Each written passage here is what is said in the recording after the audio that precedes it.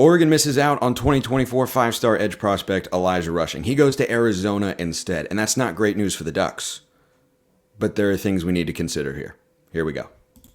You are Locked On Ducks, your daily podcast on the Oregon Ducks, part of the Locked On Podcast Network, your team every day.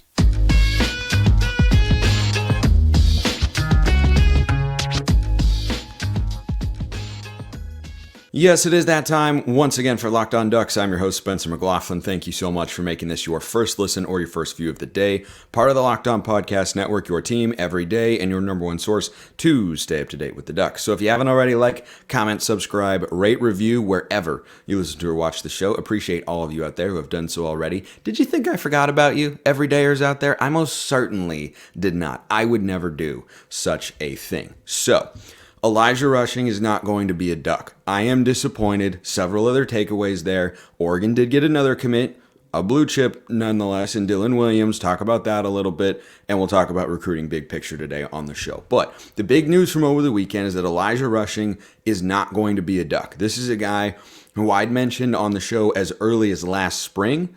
That is when he first visited Oregon, or was at least on the campus, on the recruiting trail, for the coaches. Like, they'd been after this guy for a long time. This had been a long, sought-after recruitment. This would have been a big-time commit, would have been the first five-star for the Ducks, and instead he goes to Arizona. And a lot of Oregon fans are disappointed. I understand that, because I'm disappointed as well. This is the sort of guy who I want Dan Lanning and Tosh Lupoy to bring in every single year. This is the sort of guy that when you bring that level of defensive pedigree, you know you have to be able to bring in from the high school levels, in addition to the portal ranks, in order to build that big-time championship-style defense, which is obviously what Dan Lanning and Tosh Lupoy want to create, right? Where did Dan Lanning get his coaching chops? Primarily at Georgia's defensive coordinator. Doesn't mean you aren't going to recruit great offensive players. Doesn't mean you aren't going to have a great offense. But he wants to build a great defense, and that's not such a terrible thing. So this is definitely a hit for the Ducks. I'm not going to make any bones about that. I'm not going to sugarcoat this. This is a disappointment, 100%. Because Elijah Rushing would have been the highest rated recruit, would have been the first five-star. He's in a position of importance. The prospect of having Elijah Rushing on one end, Mateo Uyunglele on the other, that is the foundation of a big-time defensive line. But now Oregon has to go back to the drawing board on the recruiting front. So is it disappointing? Absolutely. I want Oregon to have multiple five-stars in every class. I expect them to have multiple five-stars in every class. And if you don't, look, context matters, right? Kenny Dillingham leaving, that costs us Dante more. That sort of stuff happens. I understand that. These sorts of battles, they're a little bit more frustrating because it's just, that school beat you out. And I think they have a good opportunity to still end up with multiple five-stars in 2024. Aiden Breland, defensive lineman. Williams Nwaneri, number one overall defensive lineman, or Breland, depending on which recruiting service you look at. Brandon Baker, Justin Williams. Look at a name like Jordan Ross as well to kind of maybe fill the void that is left by Rushing in terms of being a headline defensive line recruit in the 2024 cycle. But Breland and Nwaneri are now kind of the top two options, at least that Oregon's been in on for a decent amount of time here. This is a setback in recruiting. This is not a drop-off. Those are two different things. No, it does not mean the staff can't recruit.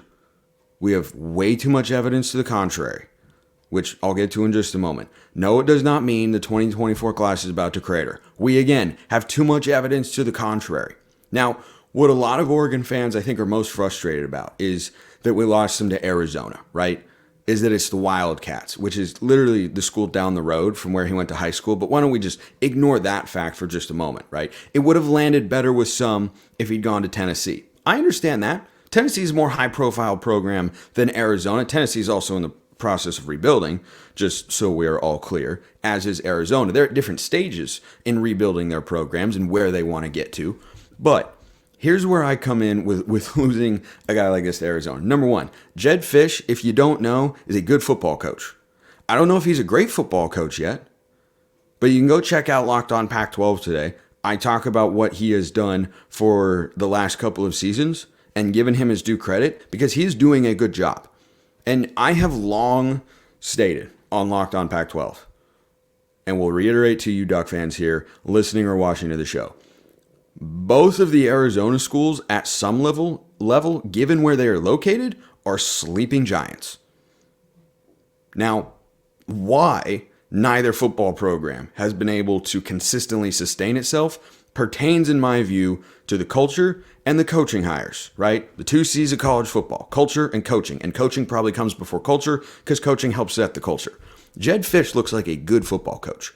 And Jedd Fisch is also a good recruiter. And Jedd Fisch is a smart guy, and he knows we have to recruit if we're going to get better.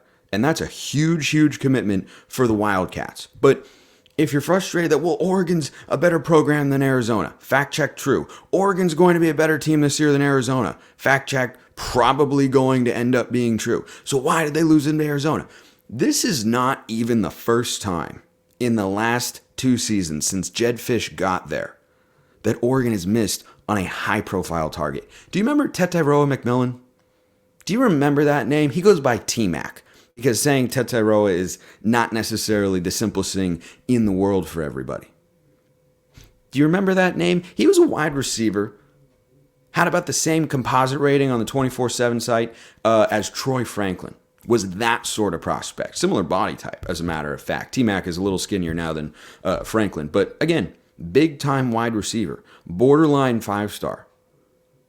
Arizona's coming off a 1-win season. Not a 5-win season, the way they just did.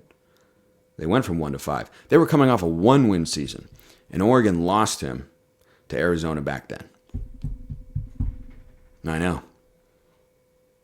And recruiting was never the same. I mean, sure, we had a top 10 class a season ago, but it was a complete and utter disaster, right? We lost him to Arizona. Yeah, other schools have resources too. Other schools can offer an NIL deal. Other schools can offer appealing roles to players. Other schools can offer a lot of promise. There's more than one factor that goes into recruiting. So I've not been scouring the message boards. It's not something I spend a lot of time doing. But my advice to any and all Oregon fans out there would be this. Don't go up there and say bad things about this kid. Don't go up there and make up stories about this kid for 2 reasons. Number one, it's not the right thing to do. We saw that Oklahoma did that when Zadavian Sims chose the Ducks over Oklahoma. It's ugly. I don't want to see any of that sort of stuff. And number 2, remember the portal. I am not on this show right now declaring, oh, he's going to transfer from Arizona in a couple of years. I'm just saying it's possible. That's how Dan Lanning wound up getting Jordan Burch this year in the offseason from South Carolina, because he didn't burn the bridge. So you shouldn't entirely burn the bridge or rule out that, hey, he could transfer one day. I don't know if Arizona recruited Justin Flo back in the day, but he ended up going into the portal. Did we think that that was going to happen? Probably not. And I'm not suggesting that this is likely. I'm just saying it's possible. It's the transfer portal. Anything can happen now. So yes, it is frustrating. It is a setback, but it is not the end of the world. Oregon is still able to recruit. This staff is still able to recruit.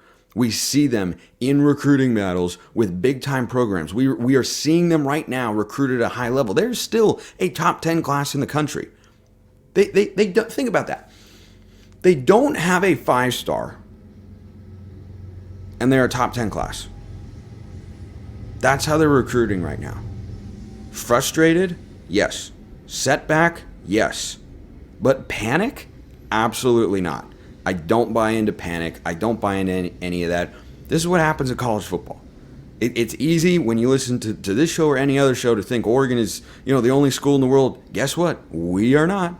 Other schools have resources. Other schools have great coaches. Other schools' coaches know how to do this sort of stuff too. Oregon has a lot of capable coaches and recruiters, but it does not mean they're the only program in the country that can do that. And Jedd Fisch is a good football coach.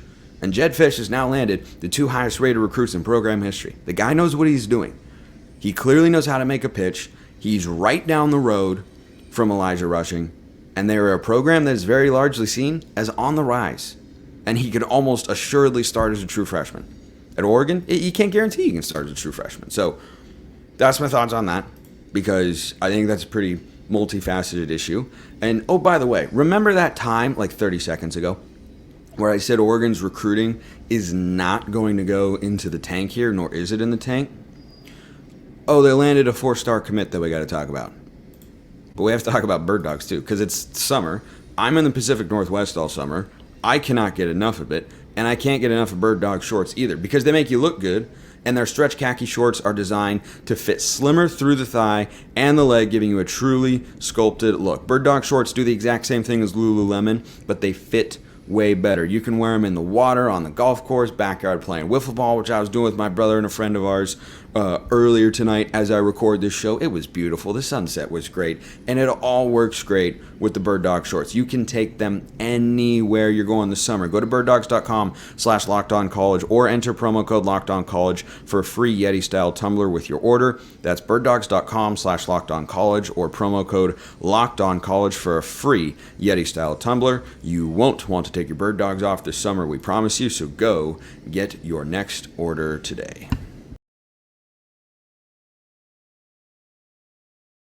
Second segment sip, complete. Landing the commitment of Dylan Williams, also complete. Now, did this feel like a nice little bounce back commitment for the Ducks in the 2024 cycle? Yeah, sure. It absolutely did. Would I have rather had Rushing than Williams? Yeah, probably. Would I have rather had both? Yeah, probably. But am I happy to get Dylan Williams here? Yes, absolutely. 4-star linebacker, 6'2", and a half, actually, getting very specific. That half inch, crucial. You can bat down those balls, everything. 210 pounds, very similar body type and size as Justin Jacobs, the Iowa transfer that Oregon has added this year. Looks like he'll be one of the Ducks' starting linebackers this season. We'll see. A lot of linebackers in the room. You got Jamal Hill, you got Jeff Bossa, you got Justin Jacobs, you got Connor Soelle, you got guys in there. But Jacobs is certainly one of the guys who, on paper, looks like he'd be one of the starters there. So Dylan Williams, 2024, 4-star linebacker from Long Beach Poly, California, going into the Golden State. It's not a bad thing to do. We've seen Oregon do it time and time again. Again, if you're worried about Oregon's recruiting because they didn't get Elijah Rushing, which I'm disappointed about, we're still seeing a lot of the same trends continue. Getting blue chip prospects, pulling kids out of the state of California, beating out notable programs such as Michigan State, Washington, UCLA, USC. That is a really great measure to me of how solid or how great of a recruiting victory a particular commitment is. I always like to look at what other schools were after him. And these are not, the Georgias, Ohio States, Alabamas of the world per se, Michigan, Notre Dame, Texas, whoever you want to throw in there. But that is a pretty darn good list of schools. USC, UCLA, remember all those concerns about, but they're going to the Big Ten. Nobody will want to go play in the Pac-12. Shocker. Anyway, there's 3 Big Ten teams on the list. And, I think Washington was ahead of the other schools as well. Yeah, that's weird. That's weird. Pac-12 doesn't have a media deal yet, and yet kids are committing to Pac-12 schools over Big Ten schools. Gosh, that's so darn strange. I can't understand it. Can you understand how sarcastic I'm being right now? Probably. Anyway, if you'd like to hear my frustrations on all that, just go check out Locked On Pac-12. Pick any episode over the last, 7 months. In 2022, crazy stats here from Dylan Williams. In 2022, he had 4.5 sacks. That's a good number. He had 29.5 tackles for loss. Look, I'm not entirely aware of what level of competition he's going up against down at Long Beach Poly. I imagine it's a solid level of competition given he's in the California state, the state of California rather. They tend to have some good football players, some good leagues, some talent, as we have seen. That number to me, 29.5. That's a guy who's got the nose for the football. It's a guy who's got those sorts of instincts to just trust, fire on the play, make a read, diagnose, and make something happen. So Oregon's class still sitting in the 24/7 Sports Composite at number 8 in the country. And it can still go higher. Now, it can still go lower. I've long said that here on the show. It can go higher. It could go lower, too. Because you'll have 5 stars commit elsewhere. There's still a lot hanging out there. There's still plenty of big names hanging out there. It's starting to dwindle down. But you can have risers. You can have kids who will fall down. But, the highest rated class in Oregon history, fun fact here, 2021 did not have a 5-star in it. Go check it out. Highest rated recruit was Kingsley Suamatia, who ended up being on campus for about an hour and a half, and then he transferred over to BYU, where he ended up being a starter. But A lot of big-time names, a lot of big-time prospects in that class. None of them were 5 stars. Troy Franklin and Dante Thornton, perhaps most notably among them. Jackson Powers-Johnson was in that class. Jeff Bossa, a lot of guys. So, all right, let's get into the mailbag here, which you can always be a part of. YouTube comments or hit me up on Twitter at Smalls_55 or at Locked On Ducks. The mailbag questions continue to pour in. I'm here for it because you can always ask them, and I will always, always, always answer them here on the show. I have even answered a question to compare Oregon football teams in my lifetime to different breeds of a duck. Yeah, like the animal. It was a true thing that happened here on the show, so you can ask me anything. This from Oregon XYZ. Riggs, he's referring to Dijon Riggs, our 2024 3-star running back commit and only ball carrier in next year's recruiting class, is rated low and had no other big-time offers. But maybe he has some qualities. What Mario did was bring in a lot of stars, but except for a few of them, they did not play up to their billing. Don't know if I agree with that. Which brings up a question for Spencer. That's me. Do you think the Lanning staff can evaluate better than the Cristobal staff? So first of all, on Dijon Riggs.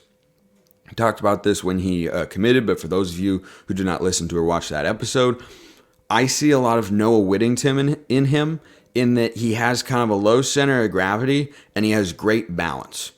And those are the traits that I think Carlos Lachlan is looking for, because all the backs that Oregon has, nice little mini voice crack there, all the backs that Oregon has right now, whether it's Bucky Irving, Noah Whittington, Jordan James, Dante Dowdell, I haven't watched as much Jaden Lamar film, but those are the top 4 going into this year, right?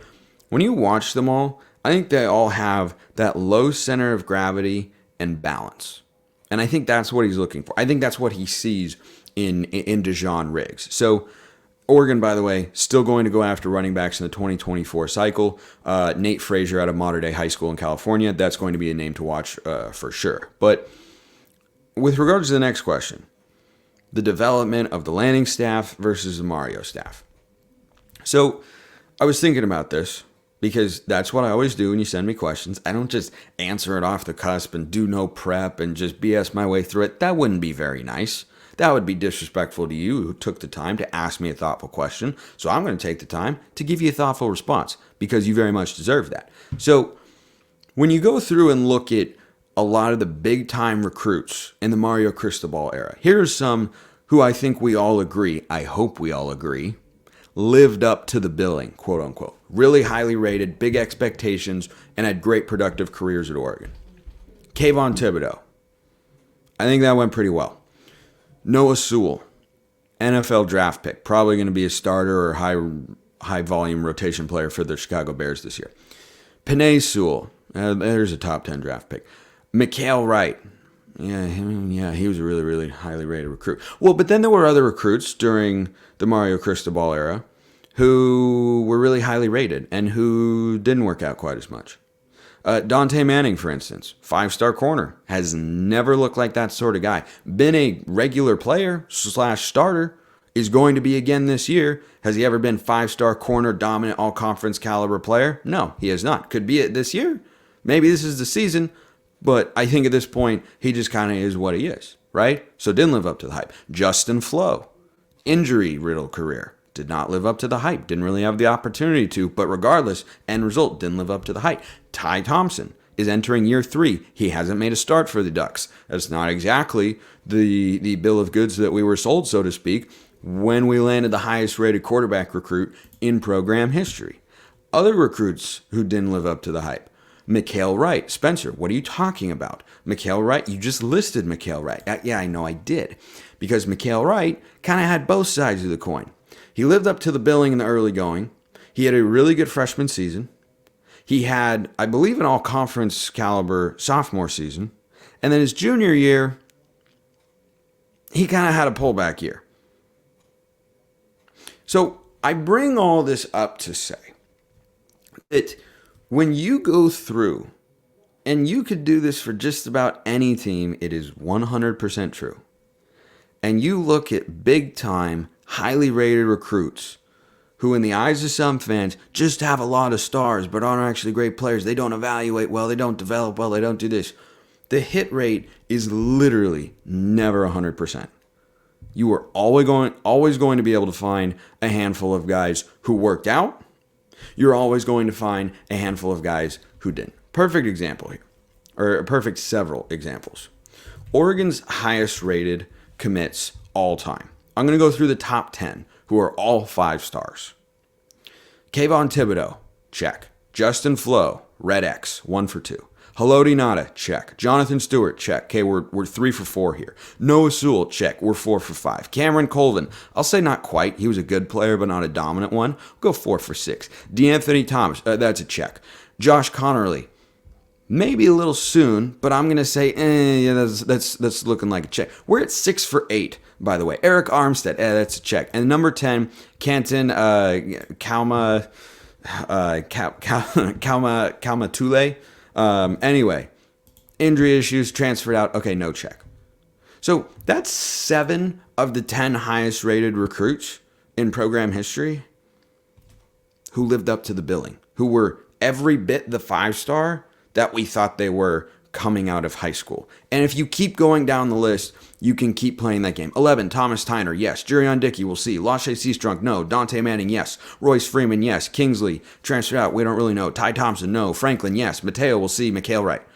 Those are your 20 highest rated recruits. Your hit rate is well over 50%. Your hit rate is never going to be 100%. It just isn't. There are too many factors in play. Injuries, connecting with coaches, making the jump to college, between the ears, processing the game, understanding the game, liking your teammates. There are only about 50,000 things that go into whether or not a player has a successful college football career and whether or not he is able to maximize his potential. And there is an element of randomness. There is no the professionals, right? There's an entire team of personnel people for Oregon. You know, whether it's Don Johnson or Marshall Malkow. Go down the list, right? They're recruiting people, they're scouts, all that sort of stuff.